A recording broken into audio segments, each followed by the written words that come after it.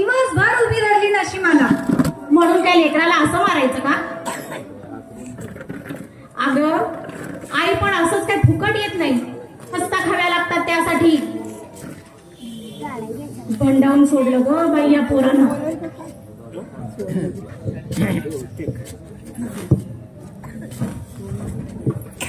बाई बाई बाई धन्य आहे हो तुमची. आहे की नाही? अगं तरी अजून 10-12 कलम शिल्लक आहे बाहेर.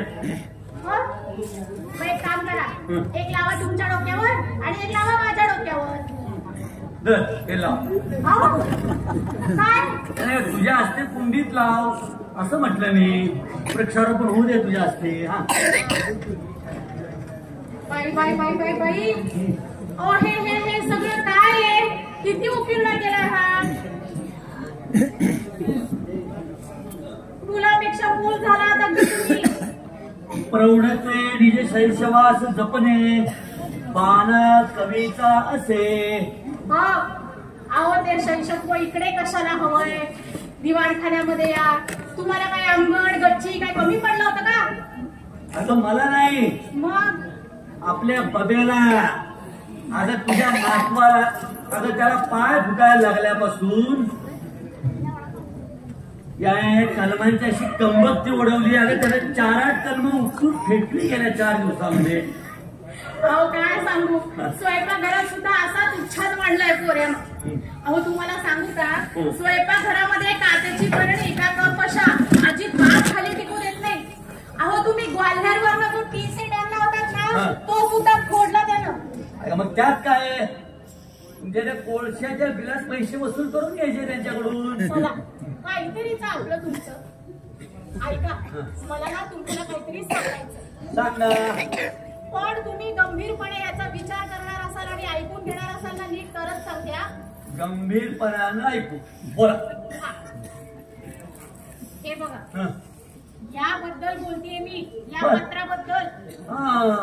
हे आपल्या बच्चाजीला आलेलं पत्र आहे. हो. अगं मग त्याबद्दल त्याला काय वाटेल? मला वाटून घ्यायचं काय कारण आहे?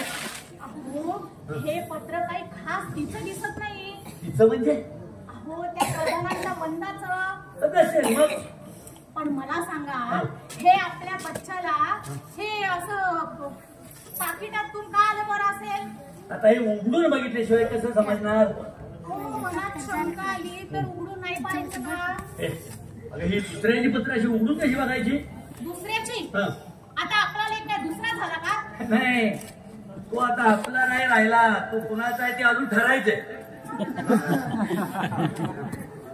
पण माझं एक तुला मत सांगू, रागाव नको. अगं तसंच काहीच खास कारण असल्याशिवाय आपल्या मुलांना आलेली पत्र आई बापांनी उघडून पाहू नये. काय करावं? जी काय थेरं चालली आहे त्यांची ती तशी चालू द्यावी. आता कसली थेरं चालवलीत आमच्या बच्चाजीनं? अहो रात्री 10-10 वाजेपर्यंत त्या पोरी बरोबर गप्पा छाटत बसलेला असतो फन गार्डन वरती. मग काय? परवा दिवशी बाजीरावांनी देखील मला टोकलं. बाजीराव? हो. टोकलं? हो. काय? ते मला म्हणाले, हे सगळं तुम्हाला कसं काय चालतं बरं? असो. हो. हे बाजीरावांनी गंमत आहे, मजा आहे, मजा आहे. बोला. कसली मजा, काय गंमत? तुम्हाला आपली सगळी मजा आणि गंमतच वाटते. हा तिकडे त्या पोरी बरोबर हिंडतोय आणि ही असली पत्र त्याला इथं येत आहे. माझा आपला आईचा जीव म्हणून तुटतो. अगं तुझा जीव तुटायला हे पत्र कुणाचं आहे, कशाबद्दल आहे हे माहिती आहे का तुला? मी सांगते, हे ना हे अक्षर खास मंदाचं नाही. ठीक आहे, नसेल.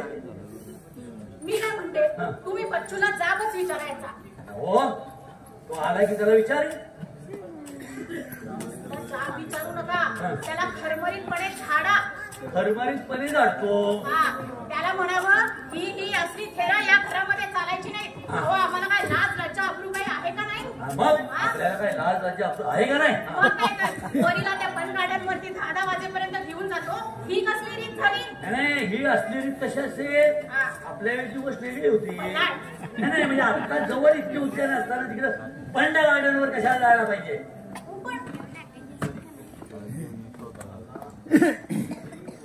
हे बघ तरी पण ती वाईटच. तो आता आला ना की चांगला झाडतो फुला मला. हा, झाडा आणि त्याला म्हणावं मुकाट्यानं लग्न कर आणि काय तर संसाराला लाग. ही असली थेरा चालायची नाही त्या घरात परत. हा आणि हो हे पत्र लोकांच्या सटवीचं असलं ना तर चांगलं त्याचा धडा घ्या.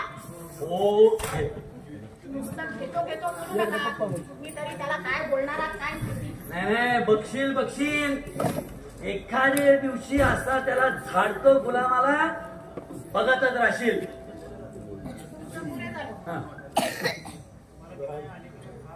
मला की नाही अलीकडे फार वाटायला लागले. काय काय काय वाटायला लागले? जगातला मुळावर मायाच करू नये. हो आता बघा ना. नाही तुझ्या सॉक्रेटिसचा संचार कधी बसून झालाय हे बघतोय ना. तुम्हीच सांगा. आता मी एवढ्या हौसेनं आपल्या पोरीला घरी आली. हा तिला सासू सासऱ्यांची भांडणं करून आली आणि ती आता परत जायचं म्हणते. जाते म्हणते तर जाऊ द्या. जाऊ द्या असं कसं जाऊ द्या? तिच्या सासू सासऱ्यांची भांडून आणली ना मी तिला.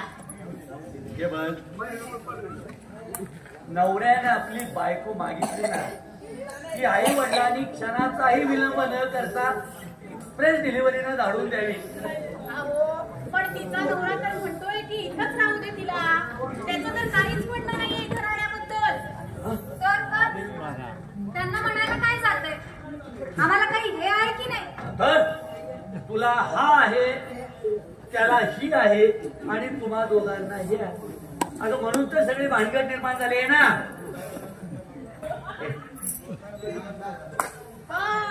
तो काय नवरा आहे तो तुला एकटीलाच आहे. मुलगा पण तुला एकटीलाच आहे.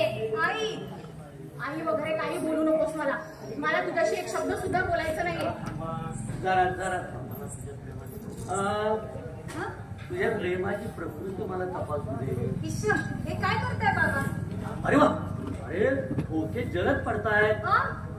सर्वांगाला अगदी चटके बसतायत. चटके बसतायत? कसले चटके? आता रे मला काय माहित. हे पण मला सांग बाजीरावांची भेट होऊन किती तास म्हटले? 4 दिवसात एकदा सुद्धा फिरकली नाही तिकडे. 4 दिवस? हो हर हर हर हर हर काय हा दैव दिला बाबा.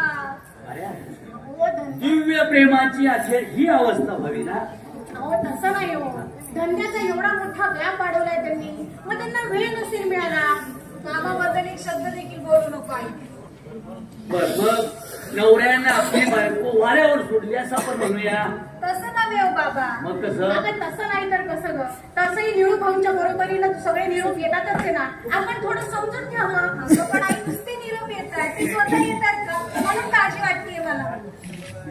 कालपासून 100 वेळा ऐकते मी काळजी वाटते. जेव्हा ते इथं समोर असतात तेव्हा भांडण करत असतेस त्यांच्याशी आणि ते इथं नसतात तेव्हा नुसती काळजी वाटते म्हणत असते. बस बस बस बस बस कसं अगदी काळजाला भिडणार बोललीस. तुम्हाला कोणी विचारलंय का तुमचं मत काय आहे ते? काय आपलं काळजी वाटते. एवढी जर तुला काळजी वाटत असेल ना तर उचल तुझ्या पोराला आणि चालते हो इथून. पुन्हा तुझ्या घरात पाय ठेवणार नाही मी. आई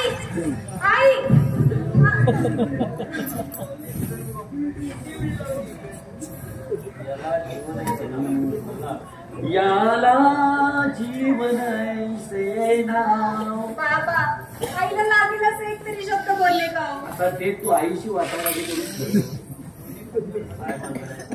ते पण मला सांग काय काय भानगड नाहीये.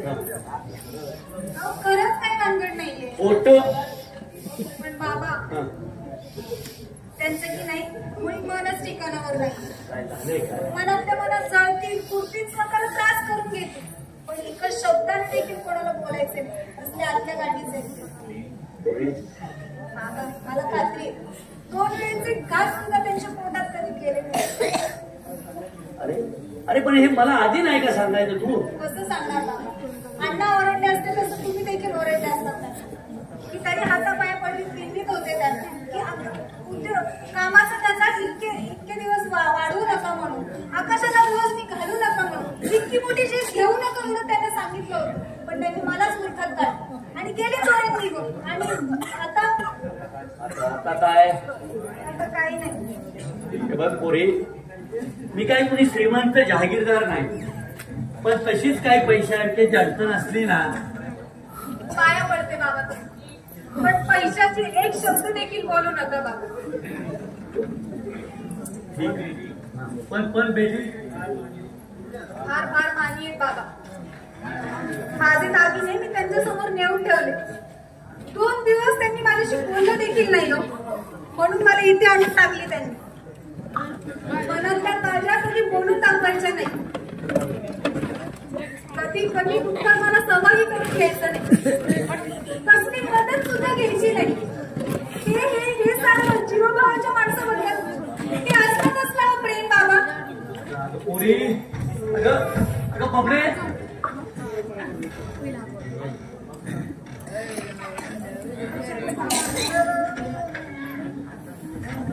काय भाऊ तुम्हाला काय सांगत होतो अहो ही प्रेमाची गंमत ही अशीच असते म्हणजे काय बोलता काय बच्चूराव हे सगळं माणसांच्या डोळ्यात दिसतं तर काय हातच्या काकणाला आरसा कशाला मी तुम्हाला सिद्धच करून दाखवतो ना या बसा बसा बरं तुम्ही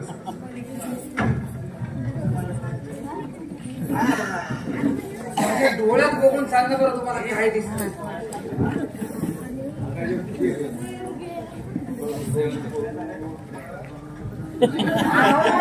डोळ्यात बघायला सांगितलंय त्या डॉक्टर सारखं माझे डोळे काय तपासतात त्याचं काय पहा बसलं पाहिलं हो पहा म्हणजे असं खोलवर असं अथांग आपण नाही का असं आडात वाकून बघत खोल खोल बघू बघू बघू व्यवस्थित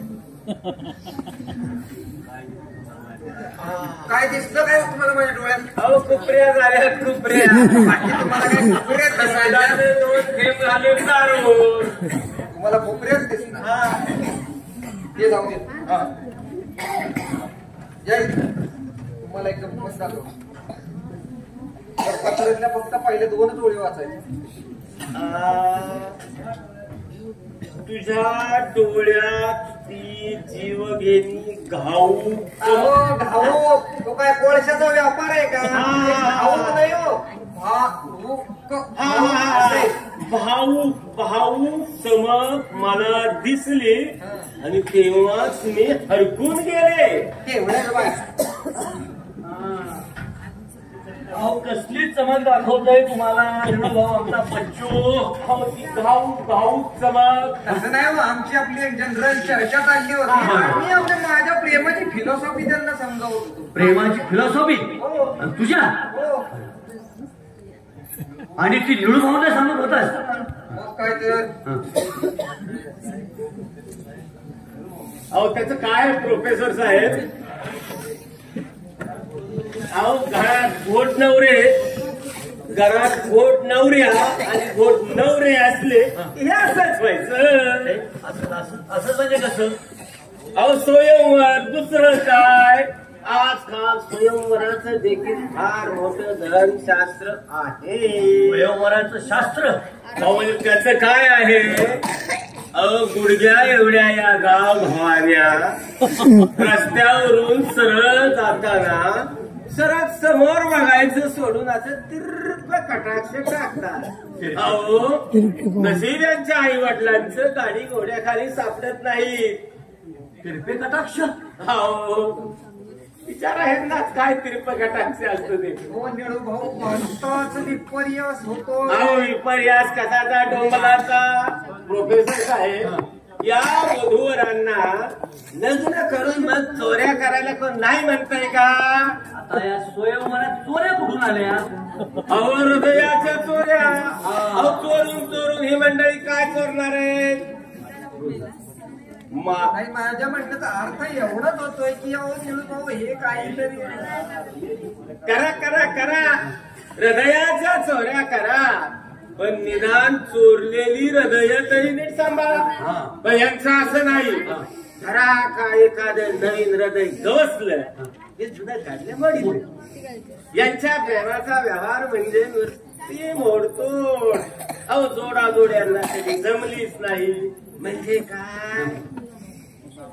पुन्हा बघावं तेव्हा सगळ्या बाया विधवा आणि बापे विदूर. विदूर विदूर म्हणजे अहो विदूर म्हणजे काय तुम्हाला नाही माहीत.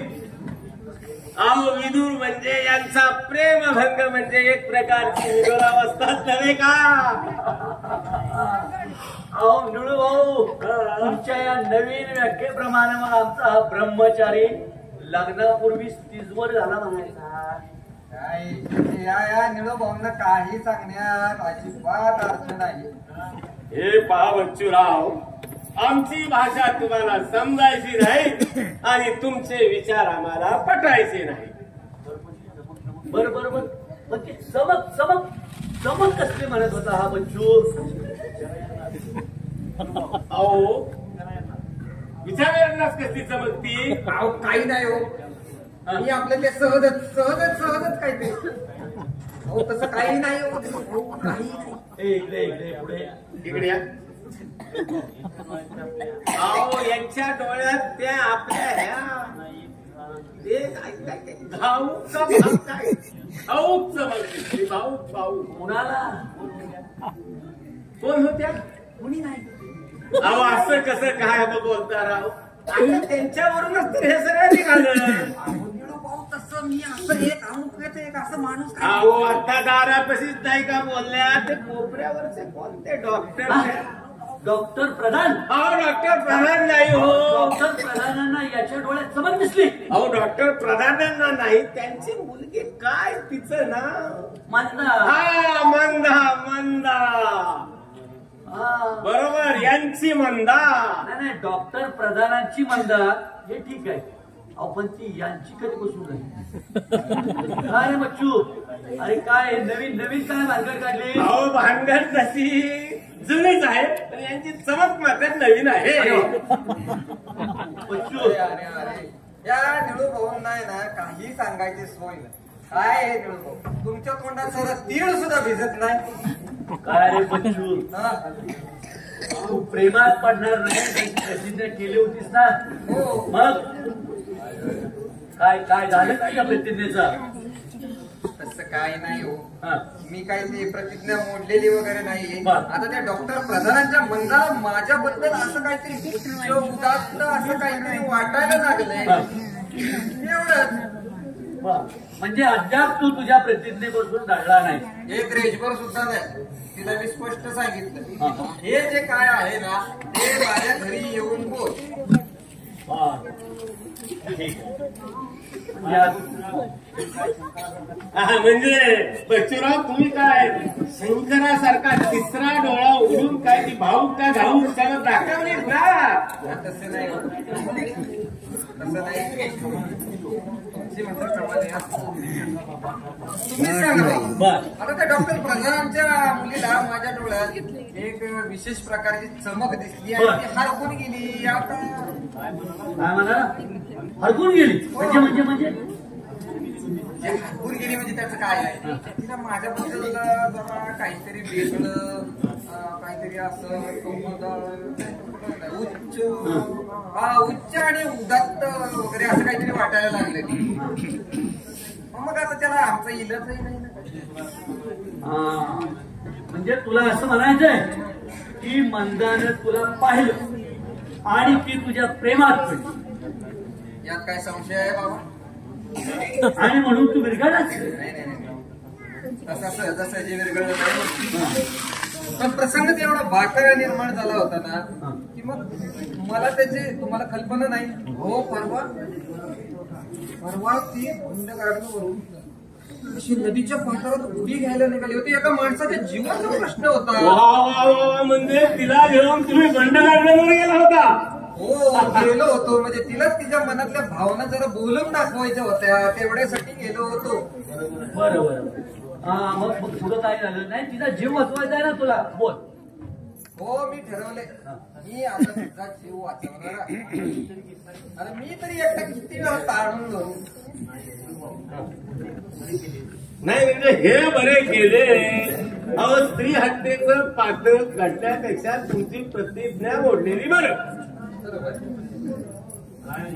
काय रे का तुझ्या या भावना तरी पक्क्या आहेत ना का आपलं नेहमी सारखं? पक्के आहेत ना म्हणजे काय तुम्हाला का संशय येतो? अरे तसं नाही, तू प्रत्येक वेळी असंच म्हणत आलाय. बरोबर रे बाबा, मागचं सोडून द्या. मी प्रत्येक वेळी असंच म्हणत आलोय. पण बाबा यावेळी लेखी पुरावा आहे दाखवू? नाही नको लेखी पुरावा तुझ्याजवळ ठेव. अरे काका मग लगेच चालू की अंदाज तुझ्यावर प्रेम. पण तिच्या आई वडिलांचा काय विचार घेतलायस का? विचारलायस का त्यांना? आई वडिलांचा विचार? पण मी विचारतो आमच्या लग्नात आई वडिलांचा संबंध येतोच कुठं? आमचं लग्न आमचं आम्हीच ठरवलं नाही का? अरे मी म्हणतो निदान लग्न जमवण्याचा अधिकार ते आई वडिलांना द्यायला नको का? नाही हा बच्चू म्हणतोय ते अगदी बरोबर आहे निळू भाऊ. आई वडिलांनी आता फक्त पडद्याआड राहून सूत्र हलवायची आणि जर मुलांनी बोलवलं तर फक्त अक्षता टाकायला जायचं लागणार. बाबा म्हणजे पडद्याआड राहून सूत्र हलवायची म्हणजे माझं लग्न मी ठरवलेल्याचं क्रेडिट सुद्धा तुम्ही मला देणार नाही आहात का? बाबा हे मात्र बरोबर नाही. बरं आपण असं समजू तुझं लग्न तू ठरवलंस, मुलगी तू पसंत केलीस.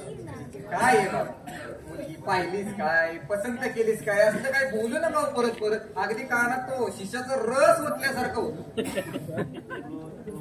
चुकलो बाबा. म्हणजे तुमचा प्रेम विवाह तुमचा तुम्ही ठरवलाय मग तर झालं. आता ठरवल्यासारखा पहिल्या मुहूर्तावर गॅस बार उडवून टाका, नाहीतर मागच्या सारखा परत बोलीचा व्यवहार नको. अरे निळू भाऊ तुम्ही कधी आला? अहो केव्हाचा येऊन बसलो इथं बहीणबाई. अहो त्याचं काय ना स्वयंपाकाच्या नादामध्ये ना मला कळालंच नाही. अहो पण ए तू म्हणे बोल नकोस. बच्चो इकडे पुढे ये. आज चांगला झाडणार आहे बघा. इकडे काय रे रात्री अपरात्री एका कुमारिकेला बंड गार्डनवर नेऊन बसतोस? तुझ्या घराण्यात कुणी केलाय असला फाजीलपणा? मी नाही. तुला गावात दुसरी उद्यान दिसली नाही? बंड गार्डनवर कशाला गेला होतास? कलमाला अहो बाबा मी फक्त वोटिंग साठी गेलो होतो. वोटिंग साठी? हो वोटिंग साठी तरी का गेला होतास? अहो पण मुडाला बिडाला असतात म्हणजे तू बोलू नकोस. आणि गेलास तो गेलास. आम्हाला का नाही बोलवलं? मी आलो नसतो? तुझी आई आली असती? हे निळू भाऊ मी हल्ली तिथंच जात नाही. प्रश्न आले कदाचित. म्हणजे मी सांगता तू परवानगी दिली होतीस ना? परवानगी घेतली होतीस? हो. तुला आईची परवानगी घेता नुसता उपचार सांगितला होता कुणी? अहो पण माझं तू बोलू नकोस. रे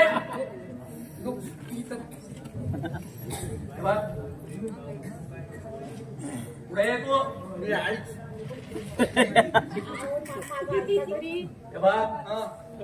हे असले उन्हाळपणा तुला बंद कर आणि लग्न करून संसाराला लाग. तुला आता त्या मंदाला घेऊन बंड गार्डनवर जायचंय का? अजिबात जायचं नाही. गावात दुसरी उद्यान चिकार आहे तिकडे जा.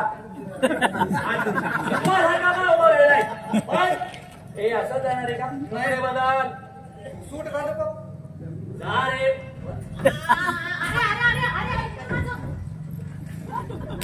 अरे प्रोफेसर साहेब तुम्हाला हे राखवायचं अंग देखील अगदी चांगलं जमतंय.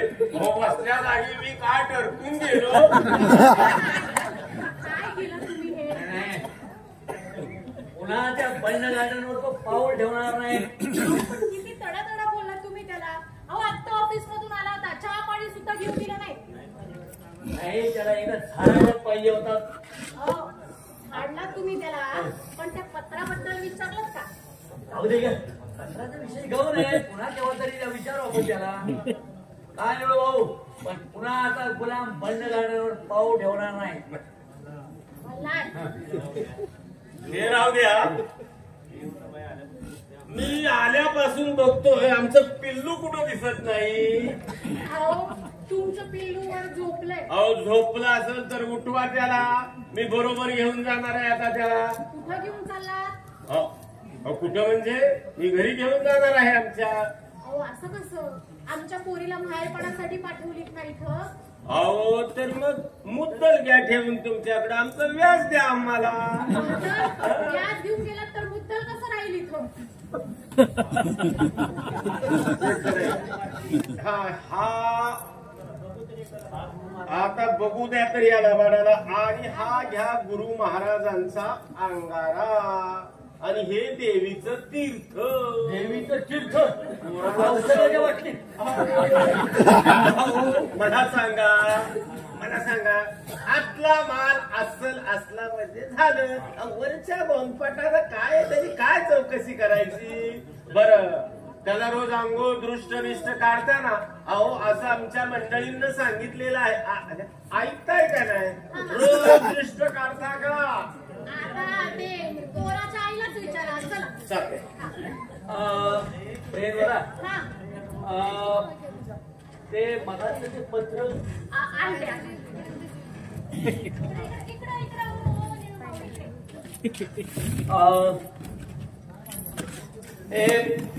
लवकर लवकर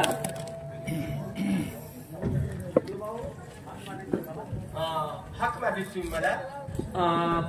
या या या निळूभाऊ या. अहो एक गोष्ट विचारायची राहिली तुम्हाला. विचारू? अहो विचारा की त्याला परवानगी पुसायची काय गरज नाही. तसं नव्हे हो. हा पण तुमचा हा घरगुती प्रश्न आहे म्हणून जरा चिंता वाटते. अहो म्हणून काय झालं, लग्न झालं म्हणजे काय नुसती माणसांच्या संख्येत भर पडते का? दोन घर सुद्धा जुळतात. म्हणूनच तर थोडी भीड सोडून विचारतोय. बोला. बाजीरावांना काही धंद्यात बोट वगैरे बसली काय बोलला तुम्हाला तो? नाही नाही नाही, बाजीराव काय म्हणाले नाही, पण आमची बबडी थोडी अस्वस्थ दिसली. तिला एकदा चांगली समज द्या म्हणा, पुरुषांच्या भानगडीत बायकांनी लक्ष घालायचं नाही, आणि जर घातलं त्याचा बोबाट असा गावभर करायचा नाही. गोऱ्यांच्या माणसांना ते मुळीच खपणार नाही. रागावलात की नाही तुम्ही? तरी मी म्हणालो, तुम्हीच म्हणालात ना की आपली दोन घरे जुळली आहेत म्हणून. अगदी शब्दात पकडलं बरं का तुम्ही प्रोफेसर साहेब. एक लक्षात ठेवा, अहो तुमच्यापेक्षा जास्त अभिमानी आहे आमची मुलगी. अहो पण अभिमानाच्या ढालीवर बाजारी दुनियेचे घाव सोसायचे असतात. आणि मला सांगा, तर दुःख अनावर झालं तर मुलांनी आपल्या आई वडिलांना नाही बिलगायचं तर मग कुणाला? खरे बोललात तुम्ही, पण हा शहाणपणा जरा तुम्ही त्या दोघांना सांगा. म्हणजे बाजीरावांना? हो हो, ते स्वयंभू आकाशातून अवतरले आणि धरणी नेत्यांना सावरले. त्यांना तुझ्याचा सल्ला शहाणपणा रुचत नाही. स्वतःच्या मिजाशीत चाललेला असतो त्यांचा सगळा कारभार. पण निळू भाऊ, तुम्ही त्याच्याबद्दल माझ्यापाशी अजिबात रदबदली करू नका. पुरतावर पुन्हा आहे मी त्या हरामखोराला. अहो तुम्हीच तुमच्या डोळ्याने पहा वकारीतला त्याचा थाट. काय ते काउंटर, काय ते फर्निचर, काय तो टाईपरायटर, काय तो फोन, गल्ल्यावर दोन गडी, दिमातीला दोन कारकून, आणि मधोमध बकरात बसलेले हे शेठजी. अरे मग मी म्हणतो, कोळशाची वकार कशाला घातली? कोळशाची खान नाही उघडायची. सांगायचं कुणी आणि ऐकणार कोण? 5-50 प्रकारच्या धंद्याच्या एजन्सीचा बोजा डोक्यावर घेतलाय आणि आता बसले उंटाच्या गालाचा मुका घेत. अहो उंट केवढा, आपण केवढे, याची काय पोच? पै पै करून आयुष्यभर जमवलेली सारी रक्कम धंद्यात घातली आणि आता हाताशी दमडी नाही अशी अवस्था करून ठेवली आणि आता बसले दाट टोकरून पोट भरत. त्याची टोपी त्याच्या डोक्यावर आणि त्याची टोपी त्याच्या मुडक्यावर. अशाने व्यापार होतो का प्रोफेसर साहेब? सांगायचं कुणी आणि ऐकणार कोण? प्रोफेसर साहेब अगदी स्वच्छ शब्दात तुम्हाला सांगतो, ह्या असल्या पोरट्यांच्या बद्दल माझ्या मनात ठिपूसभर देखील माया शिल्लक नाही. उपाशी मेला तरी टुंकून सुद्धा बघणार नाही आणि एक दमडी सुद्धा देणार नाही.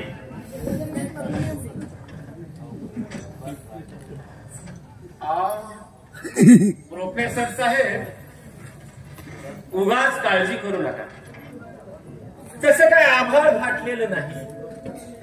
मी बघतोय त्याचं बारीक लक्ष आहे. झाली थोडीशी तारांबळ आणि मी म्हणतो हो द्या ना झाली तर तारांबळ. पोरांची हिंमत तरी कसाला लागेल? मी सांगतो मंडळी, हिमतीशिवाय व्यापार होतो का?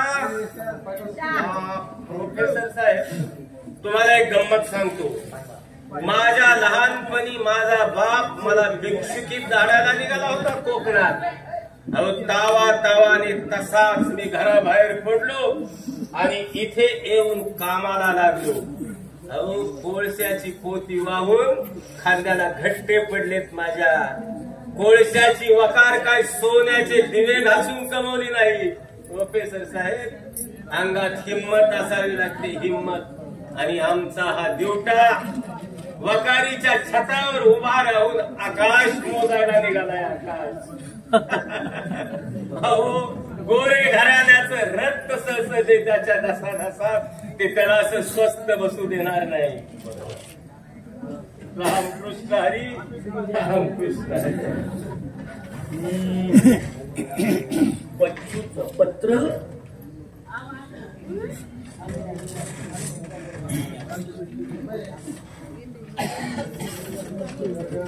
माझं पत्र खोडलं, पण सुशील बेटी तू वाचलं. भीती वाटली तुला? ते पत्र मी बच्चूसाठी लिहिलं होतं. नाही, वर नाव बच्चूचं दिसतंय. बच्चाजी बल्लाळ गुप्ते, पण care of Ballal Martand Gupte. Care of तर कळतोय का तुला? तरी देखील ते पत्र फोडून वाचण्याचा तुम्हाला नैतिक अधिकार मुळीच नव्हता. नैतिक अधिकार? अरे फार मोठा गहन शब्द वापरला बेटी. अगं हे पत्र, हे असलं पत्र कुणी लिहिलं? तुझ्यासारख्या एका विवाहित तरुणीनं कुणाला? एका अविवाहित तरुणाला? मला सांग, हा नैतिक अधिकार तुला कुणी बहाल केला? माझं पत्र वाचलं म्हणून मी काही घाबरले नाही. नाही नाही, हे पत्र वाचल्यापासून माझी खात्री पटली तुझं धाडस श्रेष्ठ आहे. हो, अशी लेची पेची असते तर घर आणि संसार सोडून मी आलेच नसते. याचा अर्थ इतकाच की धाडसी माणसं पुष्कळदा मूर्ख सुद्धा असतात. सर, सॉरी सर, तुम्ही माझे गुरु आहात तेव्हा मला मूर्ख म्हणायचा अधिकार तुम्हाला आहे. पण गेल्या 2 वर्षाच्या संसारात मी किती यातना सोसले ते माझं मलाच माहिती. हो, लग्नापूर्वी मी माझ्या संसाराबद्दल किती सुंदर सुंदर स्वप्न रंगवली होती. कल्पना बाळगली होती मी माझ्या सहजीवनाबद्दल. मग पण सगळं काही धुळेला मिळालं. का सर्जेरावांना काय स्वप्न विप्नाचा शौक नाही की काय? शोक आहे ना त्यांना. शोक आहे तो फक्त सत्तेचा. त्यांचा जीव राजकारणात गुंतलाय. अहो, मंत्रालयात गाडून घेतलंय त्यांनी स्वतःला. माझ्या घराचं पूर्ण सार्वजनिक सामाजिक कामकाजाचा अड्डा करून टाकलाय त्यांनी. अगं एका प्रांताचे मंत्री आहेत ते. त्याने आणखी काय करावं अशी तुझी अपेक्षा आहे? लग्नच करू नये ना मग अशा माणसाने. आणि केलं तर घरात बायको आहे याची आठवण ठेवावी. तुम्हाला माहिती आहे सर, मला वाटायचं की प्रेमविवाह झाल्यानंतर बायको हे नवऱ्याचं दैवत. अहो, कोणीही माझा ध्यास घ्यावा, माझ्यासाठी वेळ व्हावं, माझी पूजा करावी अशी होते देखील. पप्पा नेहमी म्हणायचे की आमची सुशील ज्याच्याही गळ्यात माळ घालील त्याच्या भाग्याचाही देवांना हेवा वाटेल. पण देव समजून मी ज्याच्या गळ्यात माळ घातली तो दगड निघाला. सर सर मी इतकी व्याख्यानं दिली, इतके लेख लिहिले, महिला मंडळ चालवली, साक्षरता प्रसाराचे वर्ग काढले, पण त्यांना दिसला तो फक्त आणि फक्त पोशाखीपणा. नाही, हा सगळा इतिहास मी तुझ्या पत्रामध्ये वाचलाय.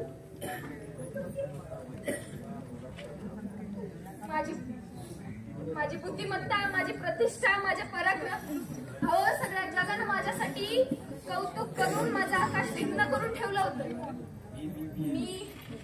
मी सगळं काही मी स्वतःवर किती गाढ प्रेम करतेस.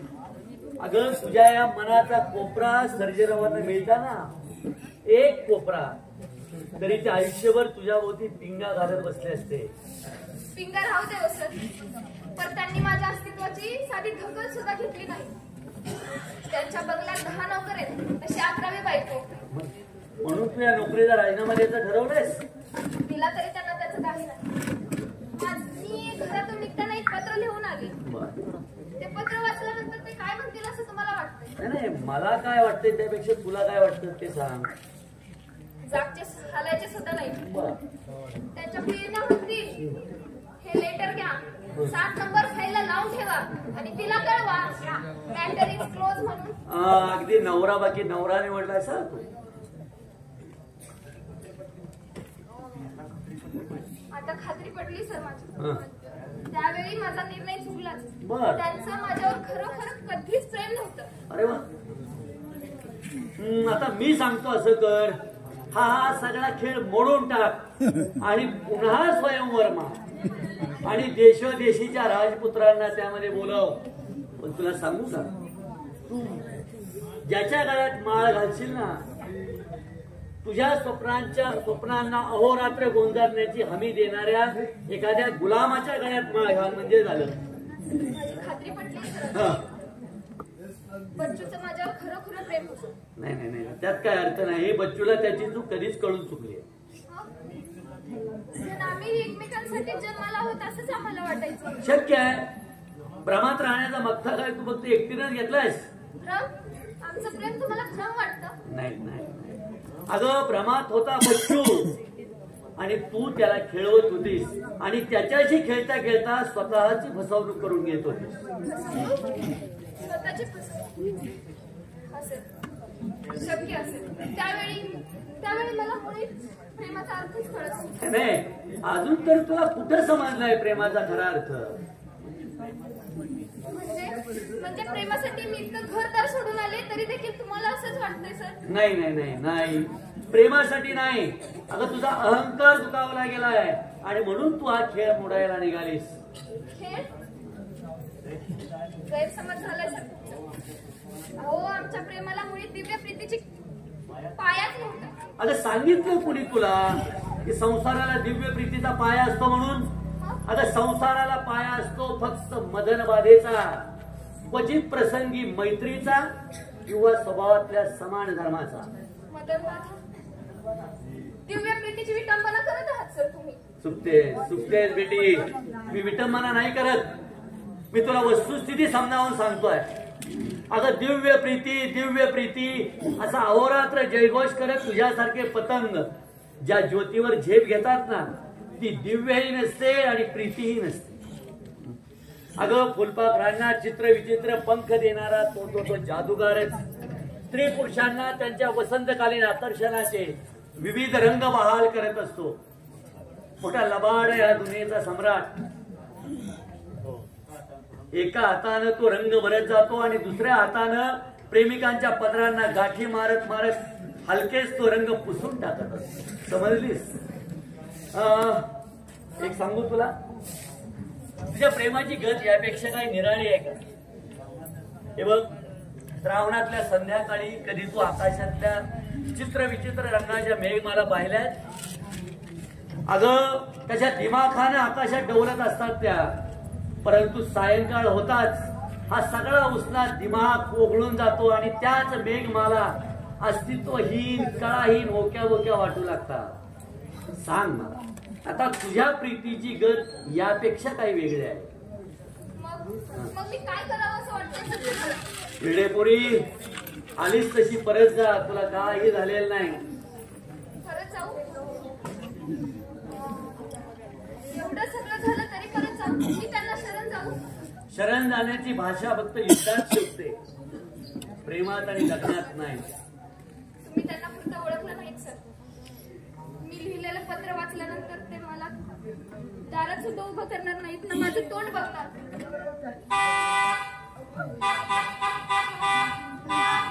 हा आमच्या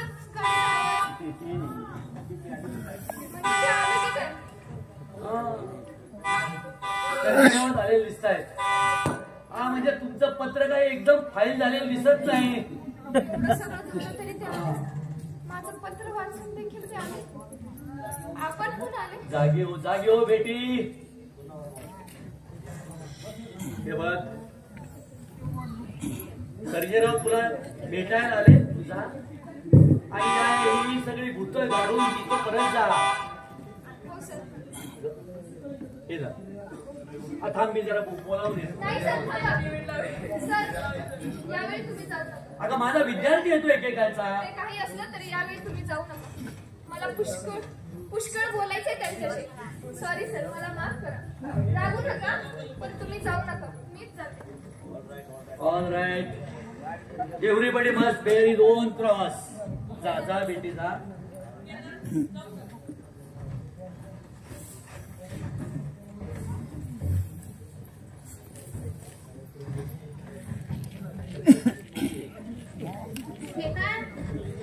तुम्ही एकटेच? मग काय स्वतःशीच बडबड करत होतात का?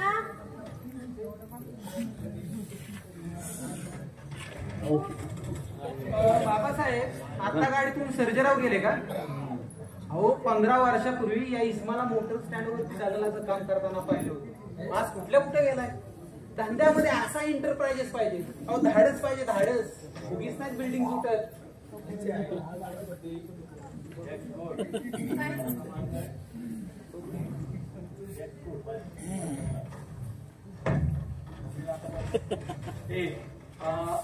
बबडे, ए बबडे.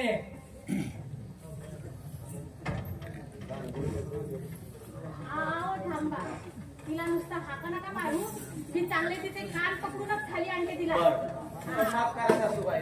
काय होईल, तुम्ही तिचे कान पकडाल, पण नंतर त्याचा राग निघेल माझ्या कानावर. अहो हातात कान घेऊन परत जायची वेळ येईल माझ्यावरती. जरा प्रेमानेच बोलवून आणा. ठीक आहे, बोला. बापरे, ए बापरे. अगं बापरे, लवकर ये खाली. अगं हळूहळू. किती हातांचा सपाटा. अगं बाजीराव आले. येऊ देत ना मग. बाबा आहेत, तू आहेस, नाहीतर अण्णाला पाठवून देते खाली. बापरे, हा उर्मटपणा एवढा बरा नव्हे. ये खाली इकडे. अगं पण कशाला शिऱ्यात आणतेस? अगं आपल्या दोघांनी इथून निघून जावं ही याची सूचना आहे. चल चल चल माझा आई. असं काय बोलताय तुम्ही? आत्ता काय बोलली ऐकलंत ना?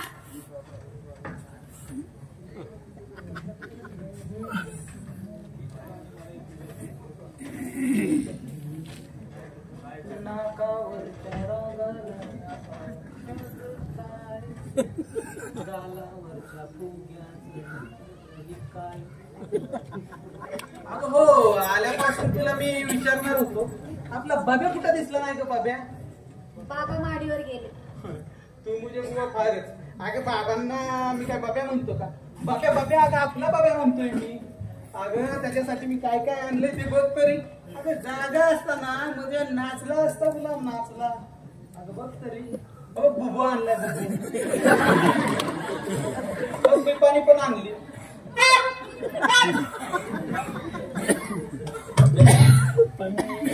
फुगा, बाबासाठी फुगा आणलाय. फुगून दाखवू.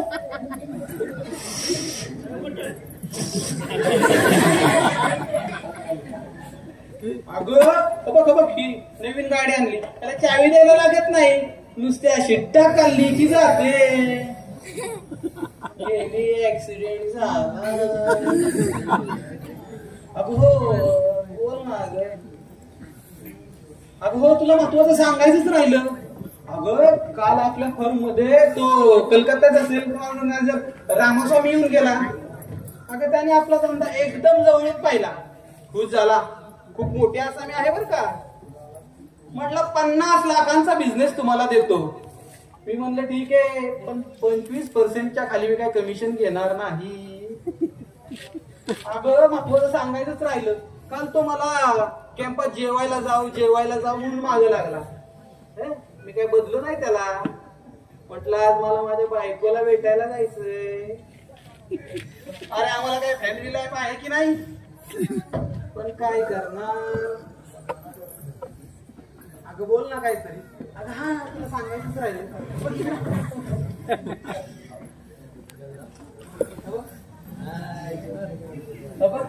गजरा आपल्या नेहमीच्या गजरेवाल्याकडून आणलाय. अगं बघ ना. अगं घे. अगं बोल तरी. अगं पुरे झालं ना आता. थांब ग, तुझ्या पुढं आता लोटांकानच घालायला लागल. ओम सूर्याय नमः. हे काय करताय तुम्ही? अगं मी काय करणार. किती वेळ झाला तुझी विनवणी करतोय, पण तू ऐकायलाच तयार नाही. अगं एवढ्या वेळात एखादा देव सुद्धा प्रसन्न झाला असता. छान साधली हो तुम्ही ही कला. हा, मी काय बोलायची नाही तुमच्यावर या कलेला. 4 दिवसात तुम्हाला एकदा तरी इकडे फिरकायला वेळ मिळाला का हो? अगं मी काय सांगतोय ते ऐकून तरी घ्या आधी एकदा. सबबी सांगणार तुम्ही वस्ताद झाला. पहिले माझ्या प्रश्नांची उत्तरं द्या, मला काही सांगू नका तुम्ही. अगं देतो तुझ्या सगळ्या प्रश्नांची उत्तरं देतो, पण अगोदर माझी सत्व परीक्षा तू थांबव. आज सकाळी तुम्ही जेवला होता? अगं त्या रामास्वामी बरोबर इडली डोसा खाल्ला. वा वा छान. इडली डोसा म्हणजे काय जेवण झालं का? आता काय करणार. तर ते जाऊ दे. रात्री काय जेवला होता तुम्ही? रात्री जेवलो काल. अगं काल गुरुवार, माझा उपवास. वा वा छान. शुक्रवारी गुरुवार करता वाटतं. अगं शुक्रवार पण कुठला तरी देवीचाच वार ना. त्याला काय होतंय. पुरे झालं. मी आल्यापासून एकदा तरी वेळेत जेवलात का हो तुम्ही? मग जेवतो रोज वेळेवर जेवतो. खोटं बोलू नका. आज अंघोळ गरम पाणीने केली की थंड पाणीने केली? गरम की थंड. मला वाटतं मी आज आंघोळच केली नाही. बुधवारपासून मला आंघोळ करायला वेळच मिळला नाही. सगळे दिवस तुम्ही आंघोळच केली नाही ना, बुधवारपासून. शी तुम्ही तर हद्द केली. अगं शिशी काय. अगं आतून मधून मी पोहायला जात होतो. पोहायला या पावसाळ्याच्या दिवसात? अहो तुम्हाला काही तुम्हाला वाटतं का नाही काय? हा सरबट खात जा, 4-4 पाकिट सिगरेट ओढत जा. हा 2-2 दिवस 2-2 रात्री जागरण करत जा. फक्त हेच करत जा तुम्ही. चांगलं चाललंय तुमचं. हेच चालू दे. तुला कुणी पुरवल्या ह्या बातम्या? कोणी का पुरवणार? घरात गुप्त हेरांचा सुळसुळाट झालेला दिसतोय. हो. मी आत्ता घरी येणार आहे, बस. मला बाकी काय कळत नाही. आज आणि आता? हो. अगं तुझ्या प्रकृतीसाठी तू इथं आलीस ना. प्रकृतीसाठी? हो. माझ्या प्रकृतीला काय झालंय? काय झालंय मग? या अशी खारकीसारखी वाळत का चालली? सारखी वाढत चालले. जरा डोळे तपासून पहा आणि एकदा स्वतःचा अवतार आहे ना आरशात बघा, काय म्हणजे झालं? कळेल. मला काय दाढ भरली. चांगला खातोय पितोय फिरतोय मस्तपैकी आरामशीर राहतोय. दिसतंय ना. 4-4 पाकिट सिगरेट ओढत जाता आणि देणेकरी आले की दिवस रात्र तुम्ही त्याचं काळजी करत बसता. हेच मला पटत नाही. अगं दारात देणेकरी येतील नाही तर देणगीदार येतील. आपल्याला कशाला काळजी करायची त्याची? कशाला काळजी करत बसता तुम्ही? अगं म्हणजे काय, मी पुरुष आहे, मला धंदा करायला लागतो, काळजी तर मी करणारच. हो तुम्ही पुरुष आहात, मी तशी तुमची बायको आहे. कळलं का? मला काहीही सांगायचं मला नाही. संसार करायचंय, समजलाच? तुझ्याशी वाद घालण्यात मुळात काय अर्थच नाही. मलाही तुमच्याशी काय वाद घालण्यात अर्थच नाही.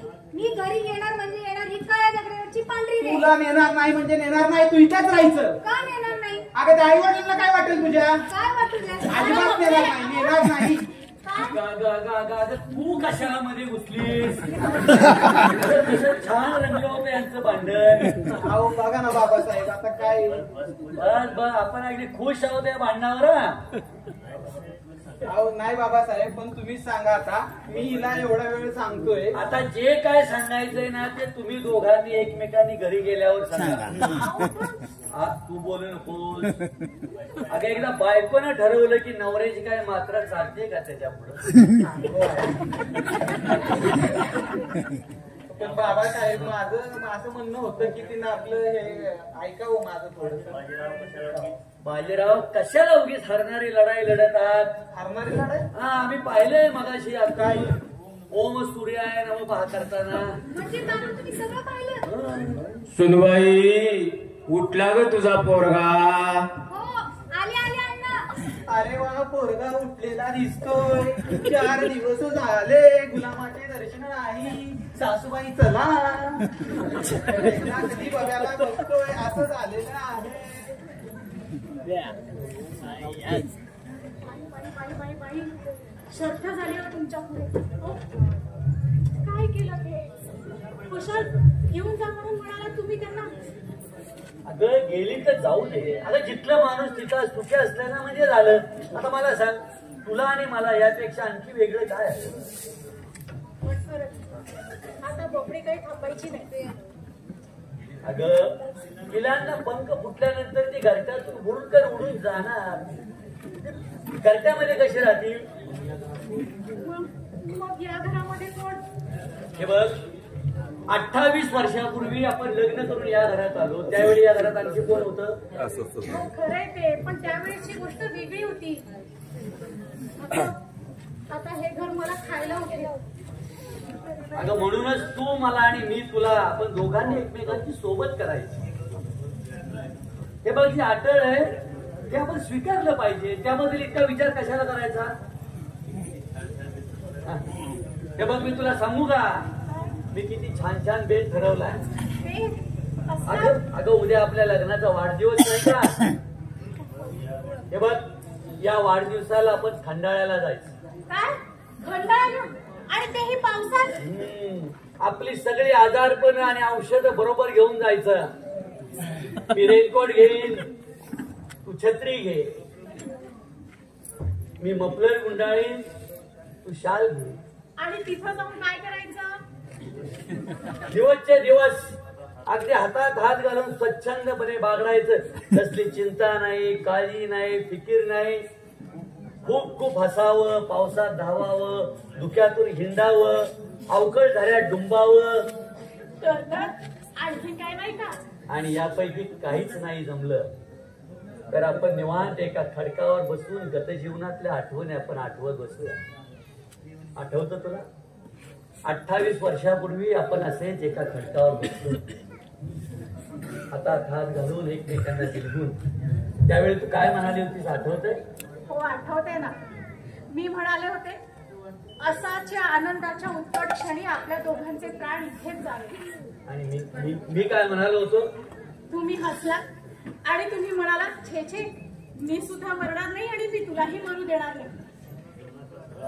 कारण की जीवनातला हा सगळा रंग सगळी सुख दुःख अजून आपल्याला ठेवायची. प्रेम मला पुन्हा आपण त्याच खडकावर जाऊन बसू हातात हात घालून.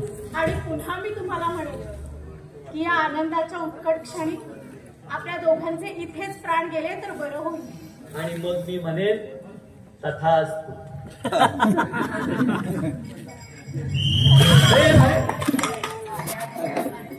एक मिनिट थांबा. तुझं पहिला आधी कोर्ट सांभाळ. कशाला रे घेतला मग. तरी मी म्हणतच होतो याला ओ बाय हा तुमचा घ्या. कशी फजिती केली. अहो का हो घ्या त्याला. कशाला दिलंय माझ्याकडे.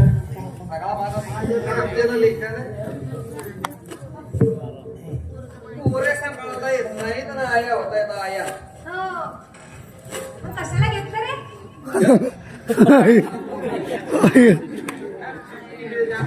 या या या अरे वा